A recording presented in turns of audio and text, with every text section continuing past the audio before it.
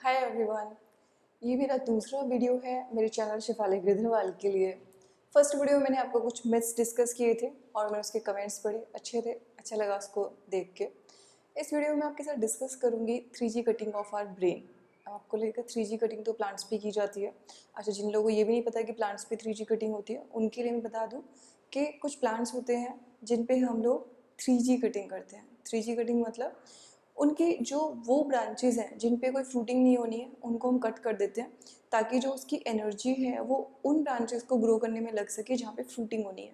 ये 3G cutting आपको help करेगी अपने ब्रेन को ठीक से मॉड्यूलेट करने के लिए, ताकि वो पॉजिटिव चीज़ों में जाए और जो एक स्ट्रेस और डिप्रेशन क्रिएट होता है जब भी हम कोई काम करते हैं, उसमें एक थोड़ा सा डिप्रेशन वाला फेज भी आता है, उसको रिमूव करने में आपको कम्प्लीटली हेल्प करेगा।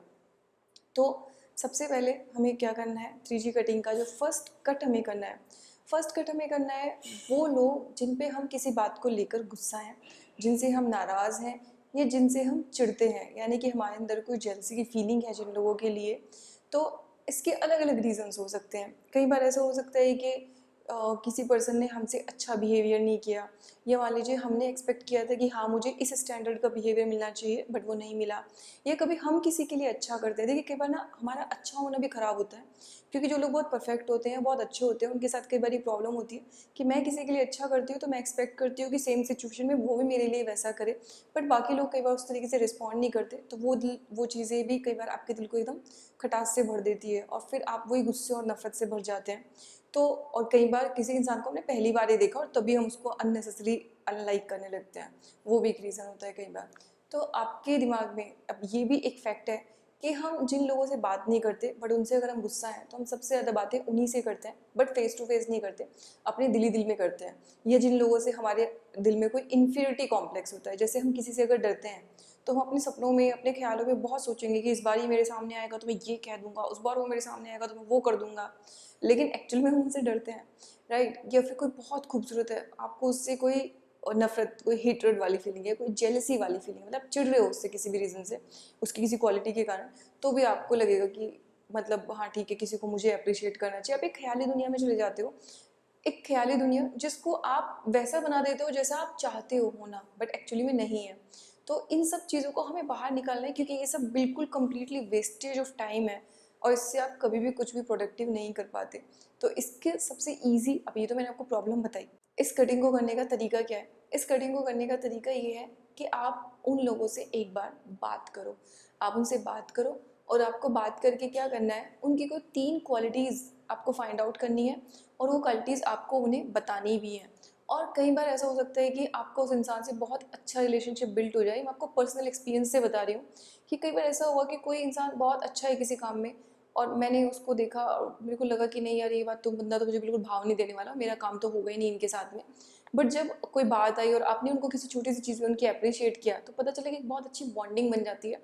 और तब आपको पता चलता है कि वो पर्सन भी बहुत नाइस पर्सन है, बट आप पहले खुद ही उसके साथ अच्छे से बिहेव नहीं कर रहे थे, तो वो भी नहीं कर रहा था। आई विल से 90% लोग दुनिया में बहुत ही रीजनेबल होते हैं, अच्छे होते हैं। ये दुनिया बहुत ही बुरे, खराब और गंदे लोगों से नहीं भरी हुई है। ये सब चीज़ें हमारे दिमाग में पुश की जाती है, आई नो दिस थिंग, लेकिन ऐसा कुछ भी नहीं है। तो आपको सबसे पहले तो ये समझना है कि जितने लोग हैं सब रीजनेबल हैं, हम भी कोई भगवान नहीं है।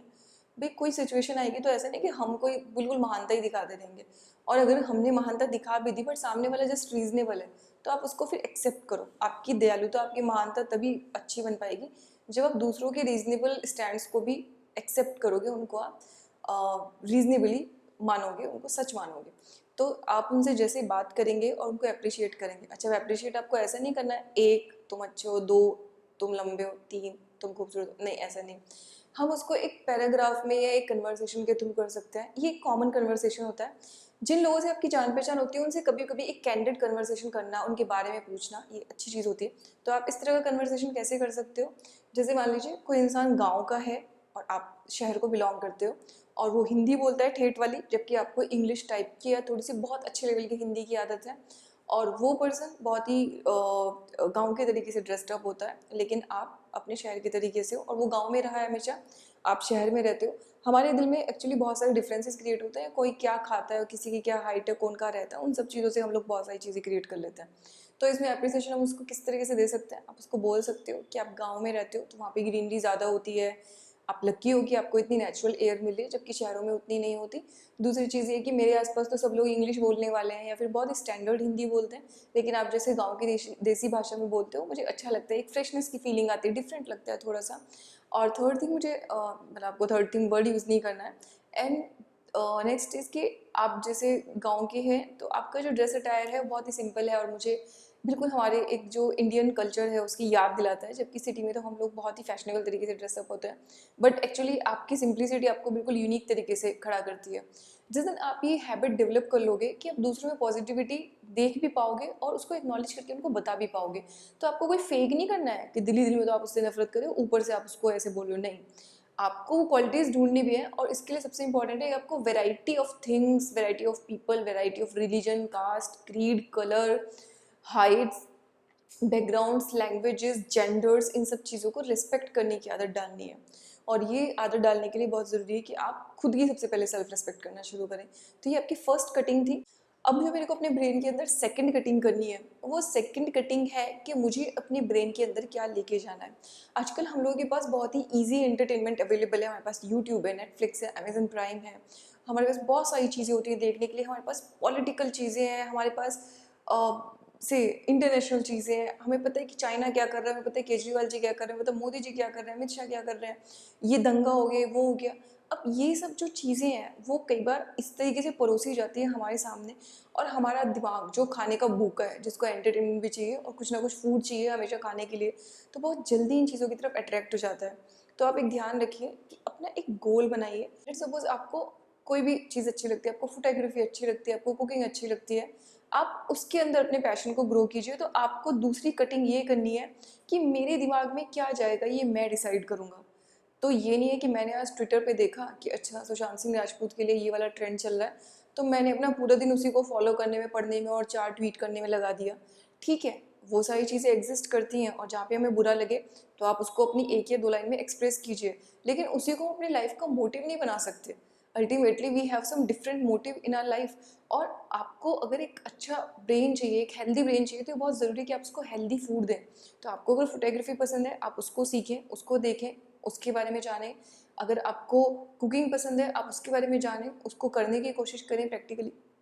तो ये बहुत ज़रूरी है कि जब भी आपको 10 मिनट से ज़्यादा लगता है कि आप किसी ऐसी चीज़ में इन्वॉल्व हो गए हो जो आपका आज का मोटिव नहीं है काम करने का, तो आप उसको वहीं कट शॉर्ट करेंगे। और ध्यान रखना कि आप चाहे कितना भी दूर क्यों ना चले जाएं अपने कोर वर्क से, लेकिन जैसे ही आप आके विंडो पे काम करना शुरू करेंगे आपका मोटिवेशन वापस आ जाएगा। तो जैसे मेरे साथ होता है कि मैं कई बार ट्रैवल करती हूँ तो 2-3 दिन नहीं पढ़ पाती, तो मुझे भी लगता है मेरा कॉन्फिडेंस डाउन हो रहा है, मुझे लगता है कि अच्छा बाकी लोगों ने इतना कुछ पढ़ लिया, उनकी नॉलेज अब ज़्यादा होगी, तो मैं कैसे इसको कोप अप करूँगी। बट मैंने देखा है कि जैसे ही मैं कोई केस लॉ उठा के पढ़ना शुरू करती हूँ तो कॉन्फिडेंस झट से वापस आ जाता है और फिर लगता है कि नहीं, I will rock, I will definitely rock.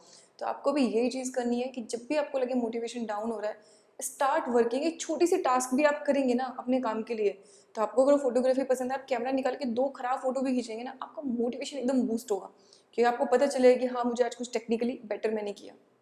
सो अब हमारी लास्ट कटिंग यानी कि 3G की थर्ड कटिंग मैं आपको बताने वाली हूँ।